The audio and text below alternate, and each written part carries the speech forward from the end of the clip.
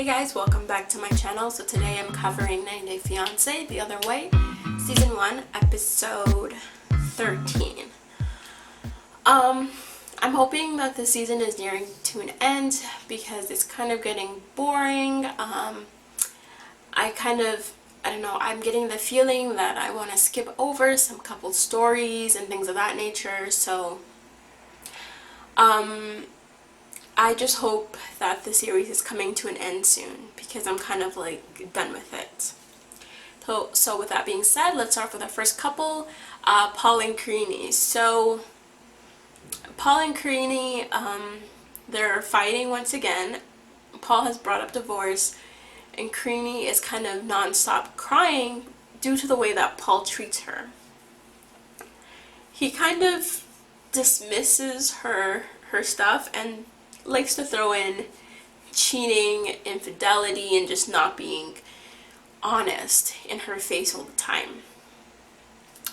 So she goes over to her mom to tell her mom that she thinks this is the time that she's going to actually separate from him. Her mom is not on Paul's side, so she is like, don't worry baby, me and your brothers, we got you, we're gonna love this baby like we've been loving this baby, don't worry about it, blah blah blah. You need to leave him, don't worry, your family's here for you. So at least Karine has that going for her, but that was kind of it for their story. So next we have Jenny and Sumit.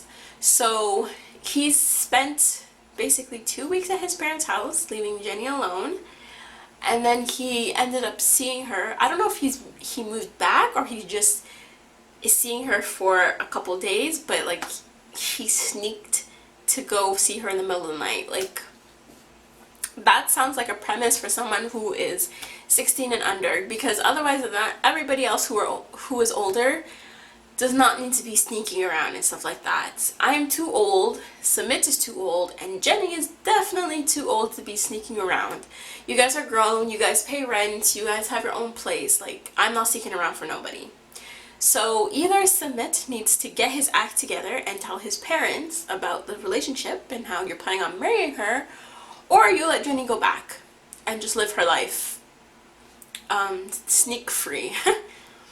So but I have to say for Sumit, he seems like a very thoughtful and considerate person, which I appreciate.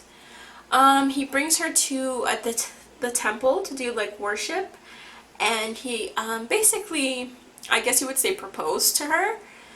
It seems like in his culture there's a ring ceremony, so he's not necessarily going to get down on one knee and ask for a hand in marriage.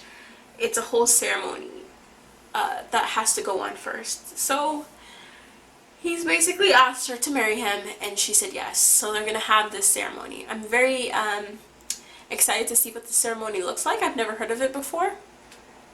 And I guess this is what Jenny needs to feel that Sumit is like 100% there. Also, so Jenny decides that she's gonna make him a dish. I really do like that Jenny is one of the only people that are actually trying to not necessarily follow the culture, but embrace the culture. I see she wears like saris, she wears like the scarf. Even though she might not wear it on her head, but she's still wearing a scarf and stuff like that. Her attire definitely changed. So she decided that she's gonna go to the store. Well, they both went to the store and they got ingredients. She's gonna have to learn that Indian cooking involves lots of spices, so she needs to learn about that. But then you hear a knock on the door and I'm like, who could be, like, if I know nobody from this country, someone's knocking on my door, like, I'm not too sure if I want to answer it. Anyways, they answer it and they find out this is Jenny's daughter. I don't remember their names, but Jenny's daughter decided to come down to India to visit her mom. And it was so beautiful. It kind of made me tear up a bit just seeing her embrace her daughter and her I guess daughter-in-law, and she was so excited and stuff, and just even meeting Submit was a little bit awkward, but like obviously this is the first time they're meeting and stuff like that, so we'll see how it goes. We'll see how that interaction evolves over the episodes. So then next we have Corey and Evelyn. Corey and Evelyn, like, I hate them. I love them because they bring drama to the show, but I hate them because, like, Corey, like, what are you doing? Corey, you don't seem like a bad person. You can go find some girl anywhere else. So Corey and his friend, I think Raul, they go hiking, and they're having like a brotherly, I don't know, like a guy's trip, kind of like just hang out with your friend, you know? And Rose talking to him, and then he's like, so, like, I have something to tell you. So he's like, what? And Raul began to tell Corey that he had a fling with Evelyn. But it was before they even met. This was not like a break thing, like before they even met. And I would have been a little cheesed, like I would have been a little mad, but this happened beforehand. If I had problems trusting Evelyn, then like I would feel very scared, because I'm like, do you still like him? Does he still like you? Like, what's going on? And blah blah blah blah. So then you see Corey just being like, damn, like whatever, like oh my goodness. And he's like, oh, I have something else to tell you. So I was like, okay, what else do you have to tell him? And then he was just like, oh, when you were on your break and Evelyn saw that man, people around town know your business. They know that Evelyn cheated on you and calls you this name, which is, I guess, the translation of someone who gets cheated on. Which it just doesn't seem like a great title, and it doesn't seem like something you would want to be called. Well, he said the whole town knew, which I could believe that because of how small the town looks like. Plus, like, if you see this, I think her ex was white too. If you see this other white guy just hanging out with Evelyn and stuff like that, like, people are gonna talk and stuff like this. So Raul is trash, and he's not a friend because he told him this and then was like, oh, people call him this, but like it always makes me laugh because it's like kind of funny type of thing. I can see, like, I can picture Raul being a bit jealous, but I'm like, like, Evelyn's playing you. Like, she does whatever she wants to do to him. He goes there to he goes back home to confront her.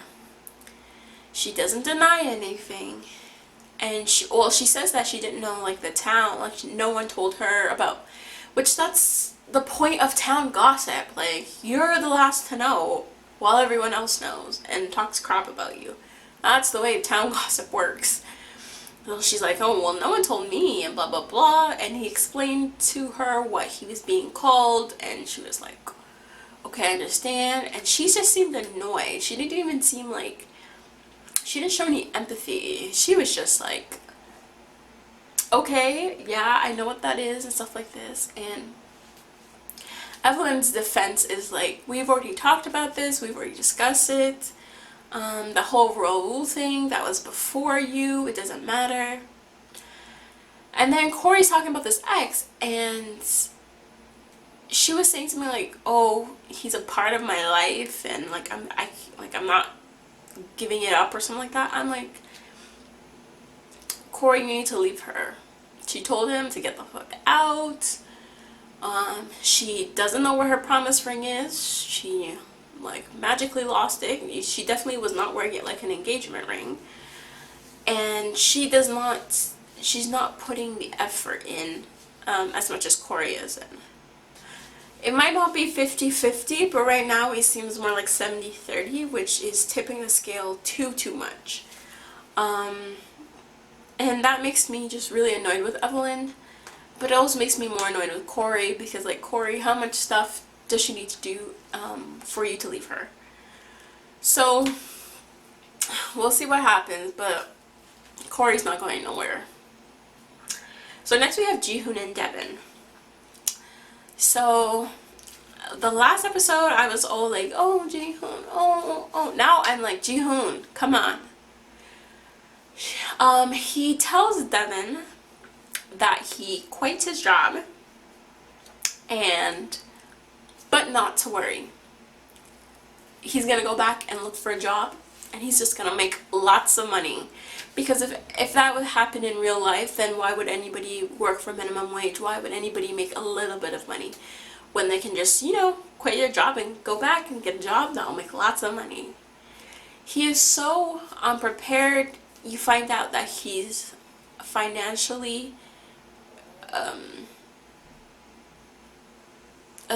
irresponsible. Yes, that's the word. He was swiping cards and stuff like this. Also, that goes to show like why he lives with his parents at the age of 29, because he's very irresponsible in that way, and he's not understanding that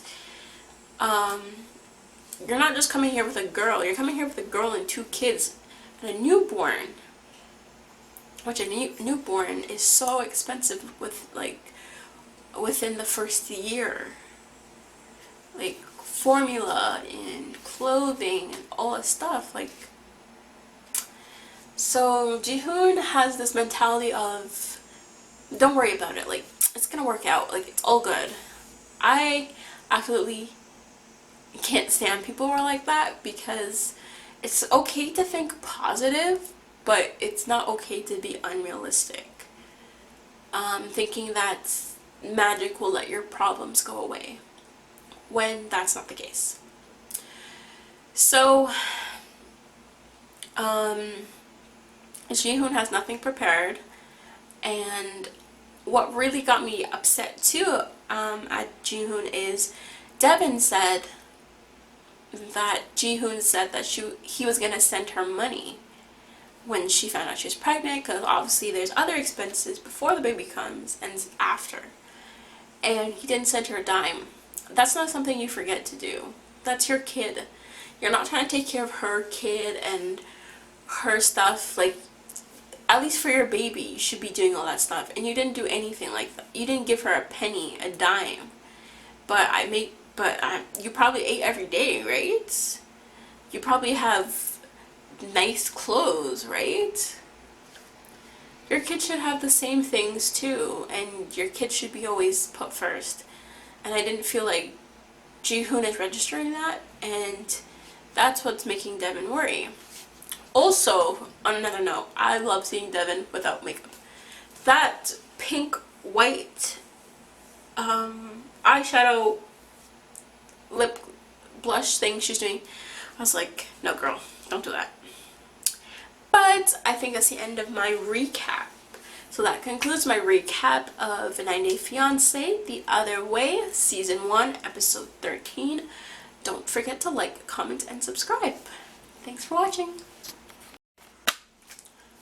I totally forgot about Lauren Aladdin. Thank God I still had all my crap out here and ready, because I was not gonna shoot it if I had already packed everything up. So yeah, Lauren Aladdin. Not much with them, not much to add. Laura is getting homesick. She's getting closer to her 3-day wedding. She wished that her son could be there. And Aladdin is trying to be patient with her, because he is trying to understand, I don't know, the love she has for her son or something like that. Because yes, when you get married after your husband, you live with your husband and stuff like this, but what happens when your future wife already has a child? She can't just ditch the child for you. So yes, but that's all that happened with them. That's what I wanted to add. Thank God I forgot about them. Anyways, That's the real end of my video. Don't forget to like, comment, and subscribe. Bye.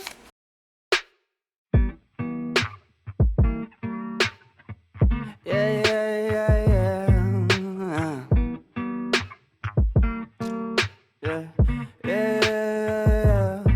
I'm just a dumb cunt, fucking sick and tired of it. Maybe I could front love, maybe I could buy a zip, maybe I get fucked up. Next time I could save some. Why it's gotta be like this? Why it's gotta be that way? Put it inside. Feel so rise up, banging on that loud.